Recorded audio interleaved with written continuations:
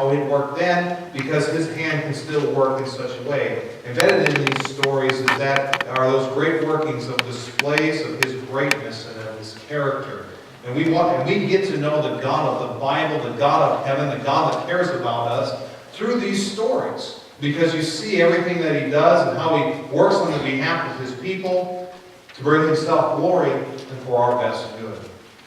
Believe it or not, we serve the same God today that these stories reveal, who worked in these miraculous ways. God has not changed. I'm thankful for that. God has not changed one bit. God hasn't fallen off his throne one bit. We live in a world that thinks God has died, but God is much alive and very much active, even as it was in these days. And I believe God wants us to look at these stories again to help us understand what he's capable of doing and why we should have, of course, great respect for his personage and why we too can run to him in time of need. Today we're going to look at the highlights of a story revolving this Old Testament judge by the name of Gideon. Here in Judges chapter 6, we'll read verses 1 through 16 today to get started. It says, "The children of Israel did evil in the sight of the Lord, and the Lord delivered them into the hand of Midian 7 years. And the hand of Midian prevailed against Israel, and because of the Midianites, the children of Israel made them the dens which are in the mountains and caves and strongholds. And so it was, when Israel had sown, that the Midianites came up, and the Amalekites, and the children of the east, even they came up against them, and they encamped against them, and destroyed the increase of the earth, till thou come unto Gaza, and left no sustenance for Israel, neither sheep, nor ox, nor ass. For they came up with their cattle and their tents, and they came as grasshoppers for multitude, for both they and their camels were without number, and they entered into the land to destroy it. And Israel was greatly impoverished because of the Midianites, and the children of Israel cried unto the Lord. It came to pass, when the children of Israel cried unto the Lord because of the Midianites, that the Lord sent a prophet unto the children of Israel, who said unto them, Thus saith the Lord God of Israel, I brought you up from Egypt, and brought you forth out of the house of bondage, and I delivered you out of the hand of the Egyptians, and out of the hand of all that oppressed you, and dragged them out from before you, and gave you their land. And I said unto you, I am the Lord your God. Fear not the gods of the Amorites, in whose land ye dwell, but ye have not obeyed my voice. And there came an angel of the Lord, and sat under an oak which was in Ophrah, that pertained unto Joash the Abiezrite. And his son Gideon threshed wheat by the winepress to hide it from the Midianites. And the angel of the Lord appeared unto him, and said unto him, The Lord is with thee, thou mighty man of valor. And Gideon said unto him, O my Lord, if the Lord be with us, why then is all this befallen us? And where be all his miracles which our fathers told us of, saying, Did not the Lord bring us up out from Egypt? But now the Lord hath forsaken us, and delivered us into the hands of the Midianites. And the Lord looked upon him, and said, Go in this thy might, and thou shalt save Israel from the hand of the Midianites. Have not I sent thee? And he said unto him, O my Lord, wherewith shall I save Israel? Behold, my family is poor in Manasseh, and I am the least in my father's house. And the Lord said unto him, Surely I will be with thee, and thou shalt smite the Midianites as one man. Today we're going to look at the main points of this great story of redemption as we talk about the story of Gideon today. The story of Gideon. Let's pray. Father, we thank you for allowing us to be here again today. We pray that the Spirit of God will speak to our hearts as we dig into this story and see principles about you and how you work and how you can even work in our lives even this day. We pray this in Jesus' name. Amen. Now, the book of Judges describes a time period following the death of Joshua. We looked at some stories in the book of Joshua, how Joshua and the children of Israel came into the land of Canaan. Today we know it as the nation of Israel, the land in which they dwelt. And they came in, they conquered the land, and this time period now is generations after that takes place, in which the Jews themselves don't have a central government as much as they have 12 independent tribes operating under one unifying force. That unifying force was God himself. This type of government, called a theocracy, was where God would rule over them. And that's the way it was initially supposed to go. And this period lasted roughly 450 years, according to Acts chapter 20, verse 21. Now, this period was characterized by the Jews not taking God seriously, though. God had given him his commandments. He spoke through Moses. He spoke through Joshua and through the Levitical priesthood. Yet the Jewish people did not take God seriously enough, and eventually their prosperity got the best of them, and they began to dismiss God out of their lives and began to follow other gods that had tripped up the people group that they had kicked out before they had entered into the Promised Land. And what you had here is they were continually slipping into sin to the point where God had to send a deliverer, a judge, as they're referred to rescue them out of their self-afflicted or inflicted problems. It was constantly that. It was a cycle that continued. You see throughout these stories in the book of Judges, this cycle of apostasy, God having to judge them, the Jews getting right, and God delivering them. And that happened several times throughout the book of Judges. The cycle is very symbolic of where you'll find people who've been saved. We have a missionary we support over in South Africa. His name is Doug Hammett. He's been to our church here before. Before he was a missionary, he was a pastor. And the Lord pressed upon his heart, kind of in the twilight years of his pastorate, to go to Africa and be a missionary there. And he's doing a fantastic job.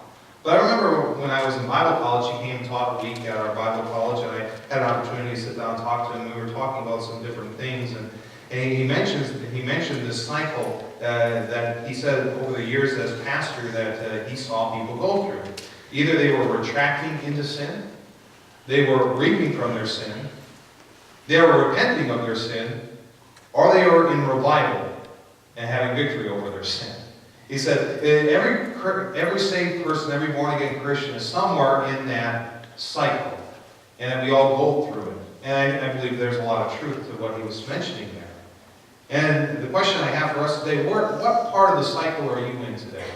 Is your life in a period of revival, where you're excited about God, doing things for God, involved and rearing to go? Are you right now in a place where you're falling into sin, you're falling apart? You're not living for the Lord. You don't even care to live for the Lord. Really, you're into doing things for yourself. Are you at the point where you're reaping even? Where the bad decisions you've made are now coming back to haunt you? There are a lot of people today that are reaping the bad consequences of the decisions that they made. And sometimes people are in that. Or maybe today you're in that position where you realize you've gone down the wrong direction and it's time to get things right. That's a good place to be too. It's good when you recognize the problems. Some people refuse to recognize the problem, but things don't get better until you recognize the problems and start doing right. And whatever the case might be for you, let me encourage you today to get to that revival point. Because that's when the Christian life means something. That's when the Christian life is an experience that Jesus promised it would be. That of abundance and blessing, and life feels more fulfilled that way. But the key verses within this book are found twice. The principle is this way. Go to Judges chapter 17. We'll see them quickly. Judges 17, verse 6. This is a description of why things were the way they were in Israel at that time. In those days, there was no king in Israel. Judges 17:6. But every man did that which was right in his own eyes. Every person did that which was right in their own eyes. Now go to Judges 21, the last verse of the book. Judges 21, verse 25. It says, in those days there was no king in Israel. Every man did that which was right in his own eyes. The stories of the Judges, the stories that are found in the book of Judges, reflect the dismal places mankind finds himself if he stubbornly sticks to doing what he just wants to do and ignores God's instructions. I'm just going to do what I want to do. Nobody's going to tell me what to do. That's the day and age which we live in. Get out of my way. I'm going to do what I want to do. Nobody's going to stop me. And how dare you even say it's wrong? We live in a very rebellious day that way. There's a lot of rebellion against authority. There's a lot of rebellion all over the place. Nobody's going to tell me what to do. And that's the way it was in those days. And they reap horrible consequences. We read it just a moment ago. Every man did that which was right in his own eyes. And God, well, you can just get out of my way because I'm just going to do what I want. And it hurt them. It hurt them. You know, God's instructions are there not to hurt us, but to protect us from the negativeness of the consequences of our sin. Everyone thinks, oh, God, just do's and don'ts. No, those do's and don'ts are in there for a distinct purpose, to protect your life from destruction. Every problem that you have and I have in my life is due to the result of sin. My own sin and the sin of others. It's really what it comes down to. And they're in there for a good reason. We as people don't have the capability of determining our own way.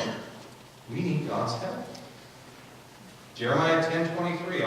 If you can get there, great. If not, I'll just read it for you here. Jeremiah chapter 10, verse 23.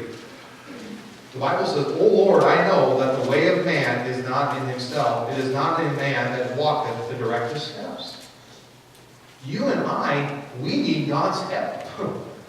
You and I, we need God to direct us. We need God to tell us what to do. We need God to guide our ship through this life. Because without it, we don't know our way. 20 years of my life, I didn't know my way. Then I got saved, and God began to show me His ways, and I've ended up in places a lot better than I would have had I just kept going my own way. It's all because of Him. We need His help, and that's the way it's been designed. Whenever we go our own way, we reap the consequences of it. What happened in the Judges is that the Jews thought their ideas about life were way better than God's, and it always came back to bite them, and often very hard. Read the book of Judges and see how hard it was. We just read a portion of it here in Judges 6. How hard it was. We'll look at it a little bit more closely. Judges itself as a book is quite the antithesis to Joshua. Joshua is a book of victorious Christian living. Getting into the promised land. Victories. Freedom. Faith. Sin. Judged. Obedience. Great things. Judges is quite opposite. It's a story of continual defeat, servitude, unbelief, sin dismissed and ignored, and apostasy. It's the defeated Christian life. Completely. Defeated. Falling apart. And all because people want to do what they want to do. The story of Gideon centers around this common thread. I think it's important that we take the lessons presented in this story to heart, because it could really prevent some heartache. Now, do you want a broken heart today? Do you want pain from sin? None of us do. I don't. And we need to take the lessons to heart. Because God doesn't want us either to reap negative consequences that we get from sin. Because sin hurts. It really does. Let's look at this closer here today. First off, let's look at the dismal situation. Remember, every man is doing what was right in his own eyes. And in verse 1 of chapter 6 of Judges, it says, and the children of Israel did evil in the sight of the Lord. And you say, well, you know what, things are going well. You know, maybe it's us that came up with all these ideas. Maybe it was us that built all this wealth. And, you know, that's not the way our country thinks a little bit today. We don't need God. We're smart. We've come up. We put a man on the moon. We've developed all this technology. Can I say it's because God enabled it? And when that starts happening, that attitude begins to permeate a people. They start turning their back on God, because God's got some standards of living, of righteousness that we naturally we resist against. That's what took place here. Things were going well. But now we don't need God anymore, so we're going to just do what we want. And God says, well, you're not going to get away with that. And He allowed the Midianite people to come in for 7 years and teach the Jews that they can't get away with this. They cannot get away with this. Verse 2, and the hand of Midian prevailed against Israel. Notice what happened to the children of Israel. Made them dens which were in the mountains and caves and strongholds. They had to flee their towns, they had to flee their homes, and live in uncomfortable circumstances. I don't know if you've ever stayed in a nasty hotel.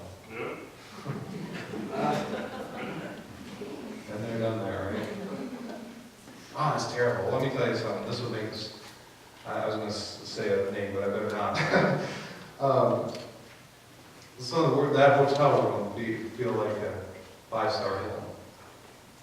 I mean, could you imagine sleeping in dens and caves and things like that?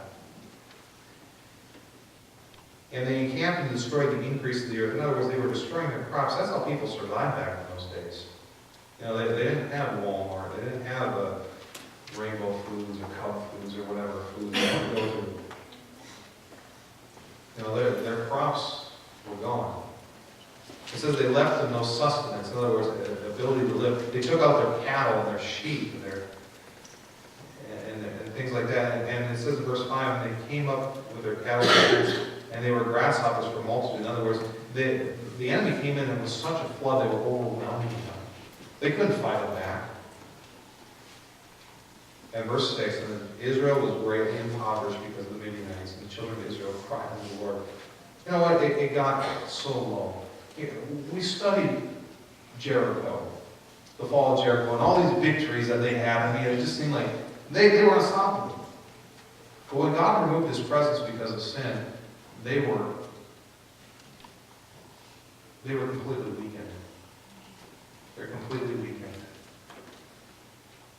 And now they're in a state of just total despair. Total defeat. They couldn't do anything about it either. They didn't have the strength to overthrow this army. They were impoverished. The word is greatly to describe it. Now that's where sin will always bring us, by the way. At some point, it will impoverish you. Destroy your family, destroy your life. You know, I know people today that have multiple degrees, virtually living on the street. Sin always comes back to bite you.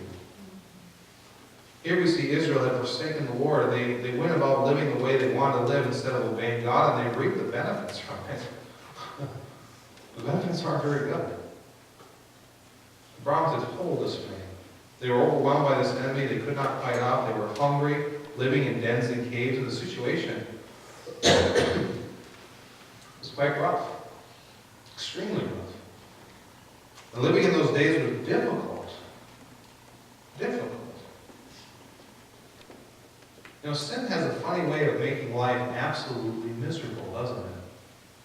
Sin has a very funny way of it's very successful in making life miserable. I've noticed. It's very good at it. Again, we live in a day where the average church takes sin so lightly that it's no big deal, but the Bible says in James 1:15 that sin, when it is finished, bringeth forth death. As a result, we have a society today that takes sin so lightly and takes great pleasure in participating in sin, as if the chickens aren't going to come home to roost. But they will. Because sin, again, is very serious and brings consequences nobody desires. The sin we sow only produces a crop of problems we don't want. And sadly, we get sometimes deceived in thinking, well, that'll never happen to me. It'll never happen to me. I can dodge the bullet. The Bible says in Galatians chapter 6, verses 7 and 8, that God is not mocked. Whatsoever we sow, that shall we also reap. You know, when you plant a seed, when that thing blossoms, you get multiple seeds, don't you? You think about that.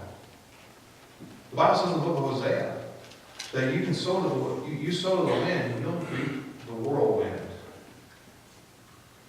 That's why we have to be serious about this. Again, we have a nation today choking on its sinful decisions of the past. Well, it's not that big of a deal. Nobody's going to get hurt. Boy, a lot of people get hurt today.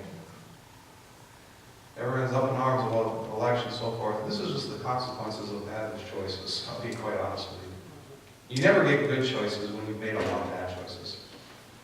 It just doesn't work that way. And you've got to make hard choices to get things back where you get some better choices. You know, maybe today your life is reaping from bad decisions you've made. I'm not here to beat you up over that, because everybody's life has made some bad choices. You say, well, what can I do? What can I do? think the best idea is do what Israel did. Be willing to just acknowledge it. That's probably 3/4 of the battle in the life of a person. Just acknowledging that they messed up. And then turn from it. That's what happened here. They cried unto the Lord, verse 6, and it came to pass when the children of Israel cried unto the Lord because of the Midianites, the Lord sent a prophet unto Israel, and he calls them out.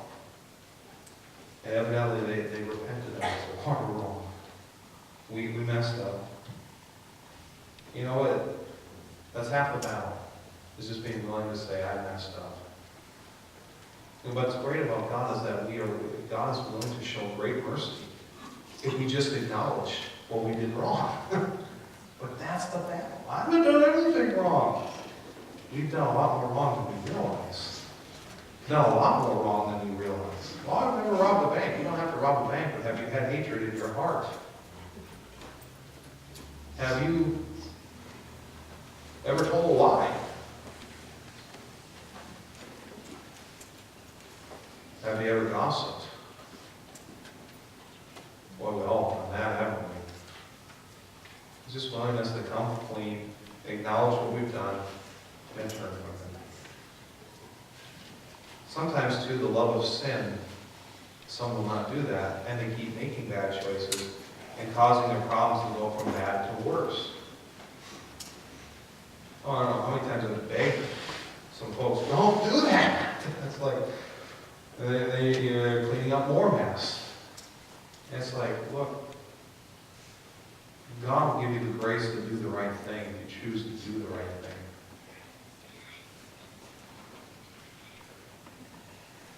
Sin has to be forsaken before a situation will ever turn around. Sin must be forsaken. It must be dealt with before anything turns around, whether you're talking about a nation or just even in our personal lives. So that's what happens the day you get saved. You come to realize that you're not good. That was what I had to come to grips with, that I was not as good as I thought I was. That I was a condemned sinner on the road to hell. But then I came to realize that Jesus, 2,000 years ago, came and bled and died on that cross to redeem my life from that path that I was destined on. And if I was just simply willing to trust Him alone to be the one who paid for my sin and not myself anymore, not the fact that I've been baptized and confirmed and everything in between of that and trying to be a quote good person, but His blood alone to wash away my sin. And if I was willing to acknowledge that I had sinned against Him and I was actually sorry over it, not just the consequences of my sin, but the sin itself, and I was willing to turn from that with all my heart, the day I was willing to do all of that, God saved me, changed my life, gave me assurance that one day I'll go to heaven. It's called being born again. Have you had a time in your life when you've been born again? Or saved is another term the Bible uses. It's very simple. That day you get assurance. The number one, God's forgiven you of all your sin. Number two, you've got a relationship with God now that isn't something that you're just trying to make up in your head, but actually real. Number three, the day you die, you go to heaven. You've got a guarantee from God. And with life completely unpredictable, that's a good thing to know. That's a very good thing to know. But it takes that acknowledging. Before anything gets better, there must be an acknowledgement of wrong. May we learn that. Number two, we see the deliverer summoned. The deliverer, of course, is Gideon. Gideon was a man who was burdened for his people in the situation, but probably felt quite helpless, but was very cognizant of the past workings of God. Look at verse 12. It says, the angel of the Lord appeared unto him and said unto him, the Lord is with thee, thou mighty man of valor. And Gideon said unto him, O my Lord, if the Lord be with us, why then is all this befallen us?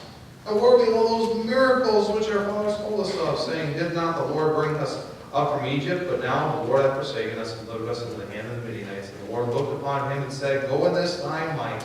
Thou shalt save Israel from the hand of the Midianites. Have not I sent thee?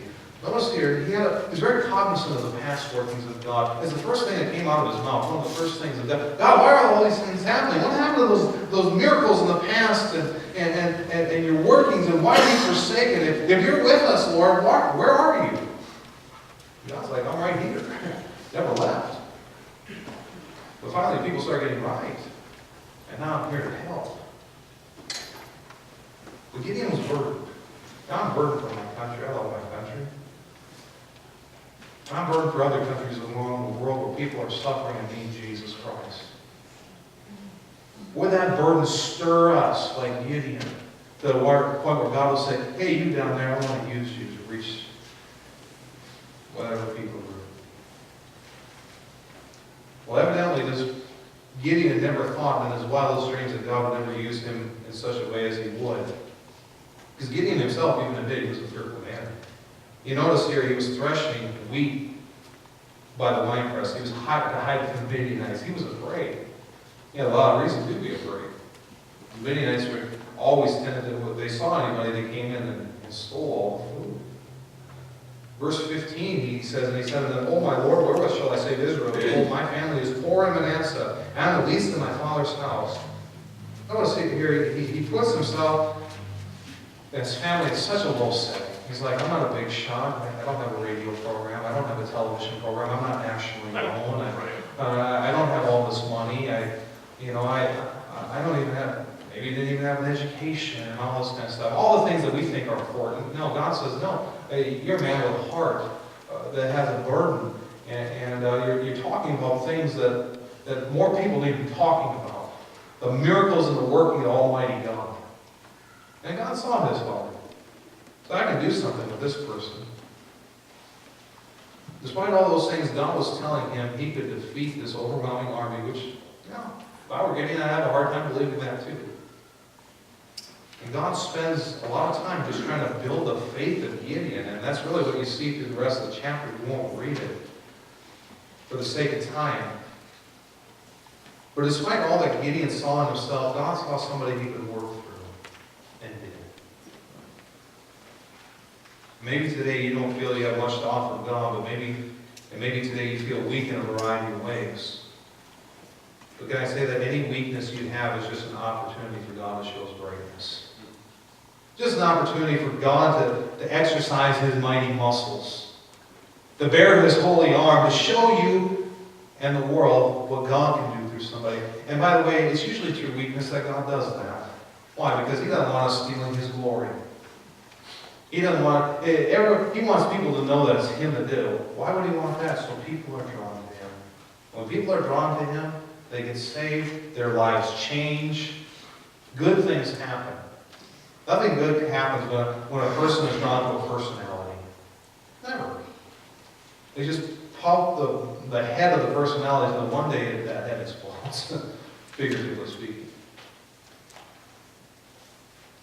Gideon was weak, and God saw his weakness, but God saw his heart. And God can use that person. God is looking for people to demonstrate his power through. And if we're weak, then we're good candidates.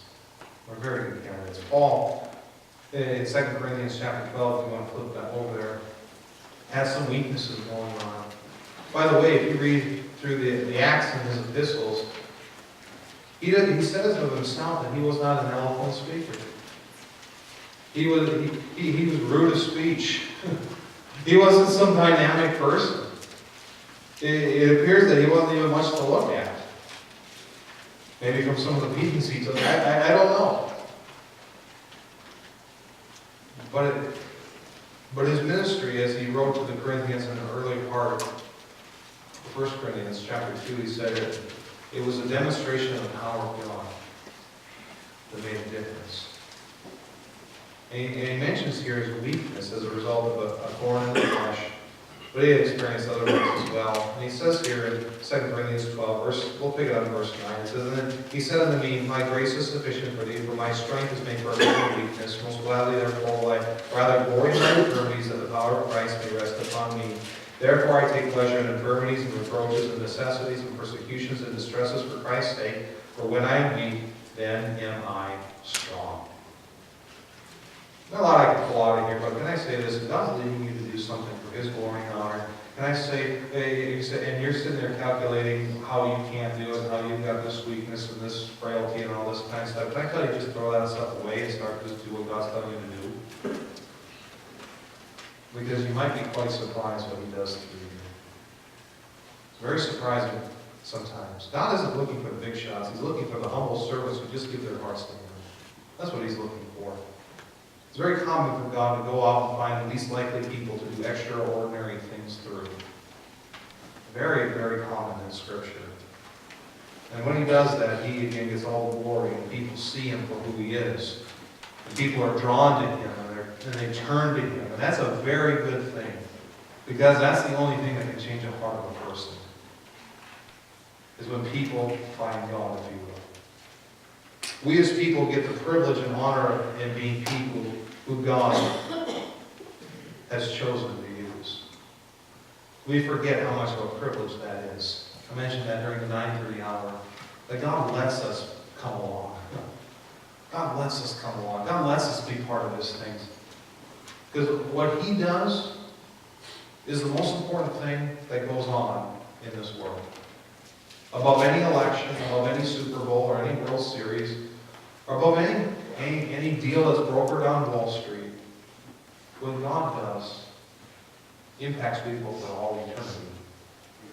Those decisions impact people for a moment, or a period of time. But this will impact people for all eternity. And you and I get to be part of that, if we're saved here today. We get the privilege and honor of being a servant to the Most High God. And it's a blessing to be used of God. We who know the Lord will never experience more fulfillment than knowing God has used us to help others and to turn others back to God. And that's what God was going to use Gideon for. Frailties and all, weakness and all, doubt and all. And God will do that, as we see thirdly, the dispelled squatters. Let's go to verse 7. Or let's see here. Gideon had assembled an army in his endeavor to rid the land of Israel of the squatters that had invaded their land. Now in Judges 6, verse 34, it says, "But the Spirit of the Lord came upon Gideon, and he blew a trumpet, and Abiezer was gathered after him. And he sent messengers throughout all Manasseh, who also was gathered after him, and he sent messengers unto Asher, and unto Zebulun, and unto Naphtali, and they came up to meet him." So God had them assemble this army. We're going to take on the Midianites. However, God was going to just make the odds a little bit less in the favor of the Jews. They were already pretty bad, but God was going to make them even worse, if you will.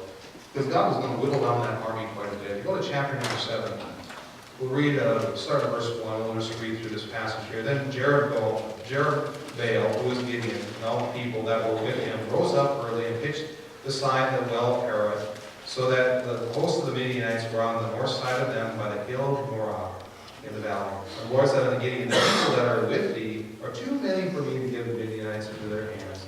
Lest Israel vaunt themselves against me, saying, Mine own hand hath saved me. Now therefore go to, proclaim in the ears of the people, saying, Whosoever is fearful and afraid, let him return and depart early from Mount Gilead. And there return of the people 22,000, and there remain 10,000. So he had an army of 32,000, virtually two-thirds of it leave. They were fearful, they were afraid, and God said, you guys just go home. So they did. Verse 4, and the Lord said unto Gideon, the people are yet too many. Bring them down into the water, and I will try them for thee there, and it shall be that of whom I say unto thee, this shall go with thee, the same shall go with thee, and of whomsoever I shall say unto thee, this shall not go with thee, the same shall not go. So he brought them down, the people, unto the water. The Lord said unto Gideon, every one that lappeth of the water with his tongue as a dog lappeth, him shalt thou set by himself. Likewise every one that boweth down upon his knees to drink. And the number of them that laughed, putting their hand to their mouth, were 300 men.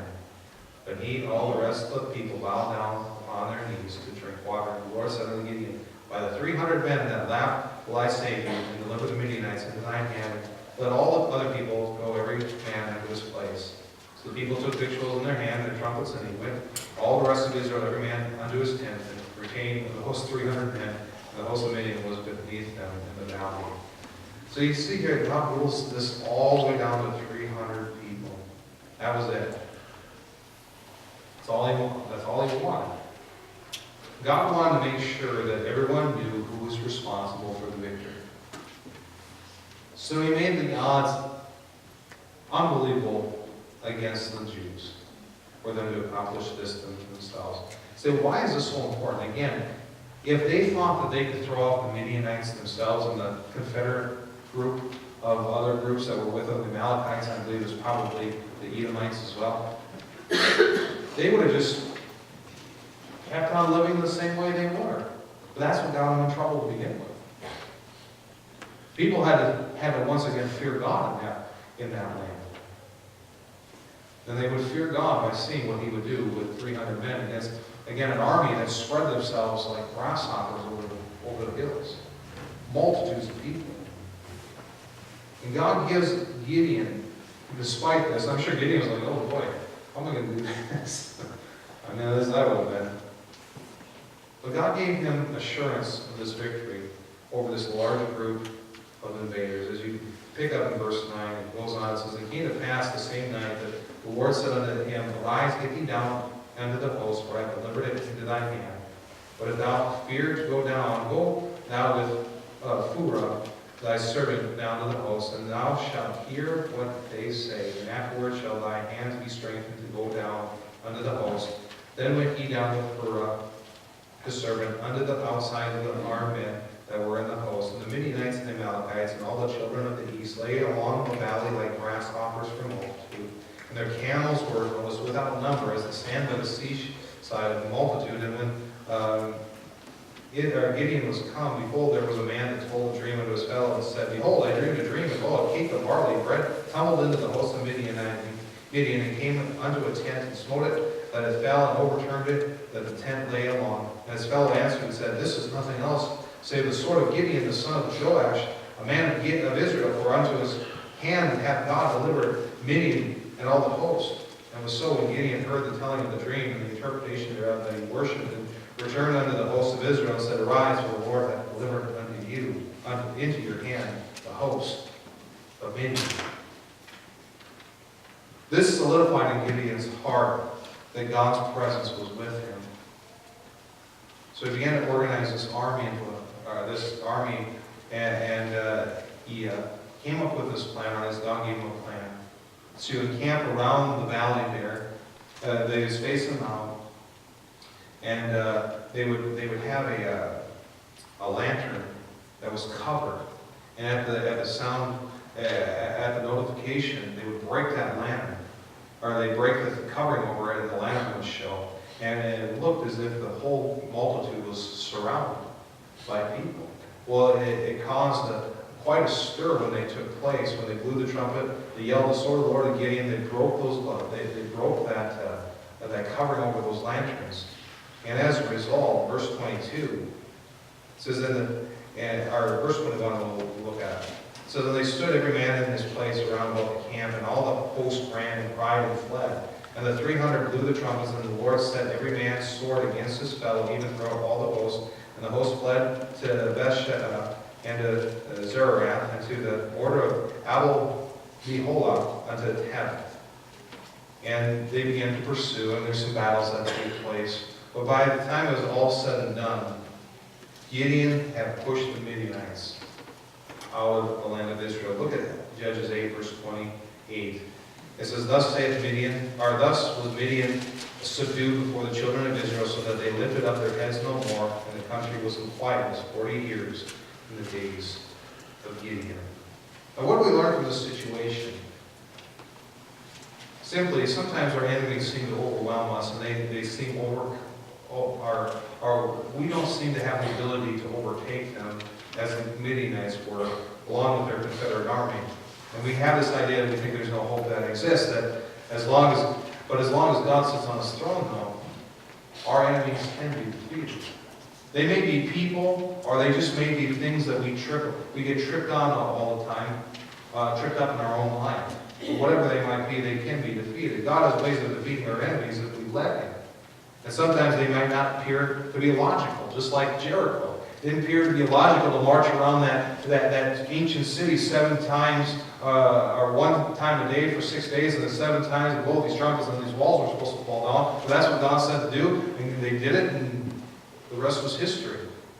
This didn't seem logical for Gideon to go against a huge army with 300 men, but God's presence made the difference. God had told Gideon, I am going to be with you. I'm going to give you the power to overcome these people. It doesn't matter what the obstacles are. It doesn't matter the odds against. My presence makes the difference. And maybe today we have enemies because our ways haven't pleased God. Maybe we have enemies that are people. Maybe we consider it a situation or just some emotional thought patterns that we have within our own hearts that we know aren't right. But they continually trip us up. They can be defeated today. They can be defeated. It doesn't matter how big the stronghold is, how many the armies are against us, are in those armies, the number of people in those armies. God has a way of helping us overcome them. But sometimes we have those enemies because simply our ways haven't pleased God. Proverbs 16:7 says that if a man's ways please the Lord, he maketh even his enemies be at peace with him. You know, maybe the reason God has those enemies in our life is simply to get our attention. To help us realize there are some things that need to get cleaned up. And maybe we need to take some time to do some house cleaning in our own hearts. We need to get before God and confess what we've done. Maybe we need to stop blaming others for our sinful choices. Well, I didn't do it. You know, our children do that. As adults, we should not blame others for our sinful choices because we are responsible for our choices. And we have the power to choose right. Especially if you're saved here. And I believe when we have that kind of heart, God will send us the deliverer we need to help us with the victories that we need. And these are some things we can just pull out of the story of Gideon that I hope can help us personally in our personal lives, and we can see on a broader scope what God is capable of doing if we just look to Him and get the things right that we need to get right. Amen? Let's stand to our feet at this time with every head bowed and going to. This time we have what we call an invitation. Basically, just a little time of reflection, if you will. In just a moment, the piano is going to play, but I'd just like to ask you to bow your head, close your eyes, if you will, but before this, and just giving people some privacy. Today, if God spoke to your heart, I want to give you a chance to speak to Him. Whether they're in your chair, down maybe your front, whatever's most comfortable for you. But God spoke to your heart and you want to spend some time in prayer. That's really what this time to be for you. You know, maybe there's some things that you need to bring before the Lord. I encourage you to do that today. You know, maybe today God's been trying to get you to do something. You just think you're too weak. Gideon was weak.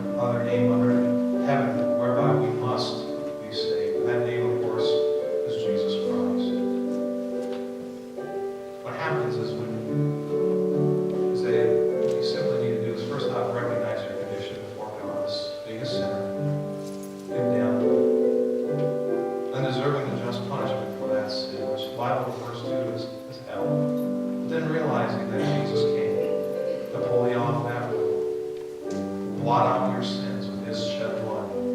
If you're willing to trust Him alone and being willing to turn from sin to God with all your heart. If that's in your heart today, that's your desire, you can be saved. You can be born again. With every head bowed and every eye closed, if that's in your heart today, I encourage you, there's somebody down here in front that'd be more than happy to take you aside and show you from the scriptures how to be saved. We're not going to arm twist you. We're not going to baptize you. We're not going to force you to join this church. Nothing like that at all. We just want people to know those scriptures and be able to get their spiritual questions answered. That's our driving goal. You can ask any question you want. But most importantly, what we want you to be is saved. 17 and a half years ago, God saved my soul. And He wants to do yours today. If you're not saved today, can I encourage you to respond to me? You have no guarantee of tomorrow. That's just reality. But God wants to give you